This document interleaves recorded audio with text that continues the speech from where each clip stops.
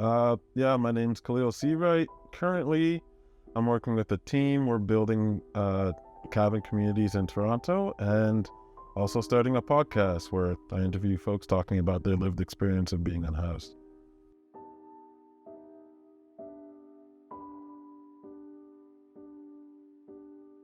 So I was living in a community in BC and I had many different living situations when I was there. And I figured it'd be nice to have something that was my own whenever I went there. And I guess that's where I came up with the design originally and just took scrap materials, put it together, and lived in it.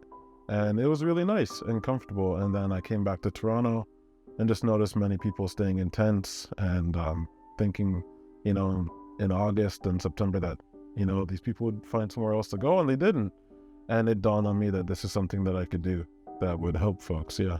For the folks that were staying in them, it was overwhelmingly positive just to have somewhere to lock your stuff away and not have it stolen, and just to have somewhere that was relatively quiet in comparison to a tent and just warmer and safer.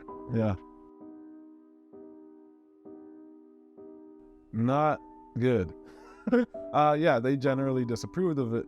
Not necessarily for the safety of them, but that I was doing it illegally without permission, it seemed like. And yeah, they eventually took me to court to get me to stop building them.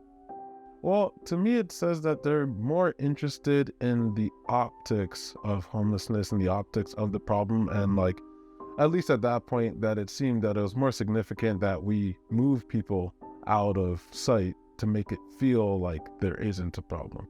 And that is itself a problem. That's a huge problem. And it's like trying to mask symptoms of a serious disease while you still have this serious disease and it's getting worse.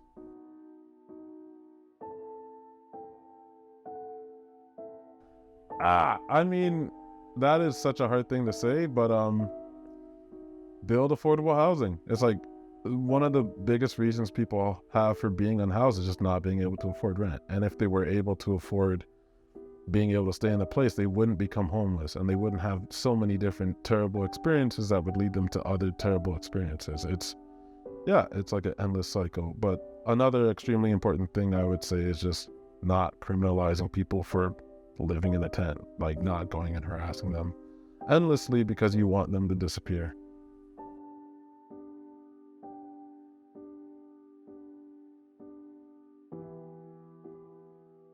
I think the main message is, or it's like, at least my impression is that it ends and the encampments are cleared and you see the parks and they're pristine, everyone's enjoying it.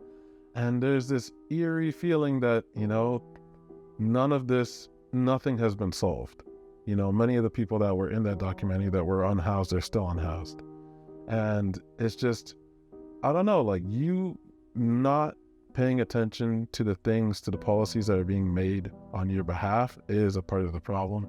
And I think if people realize this, yeah, that is a significant thing. That if we all get involved, if we all understand what's happening, what's being chosen on our behalf, that we can actually do something to make it different. Yeah.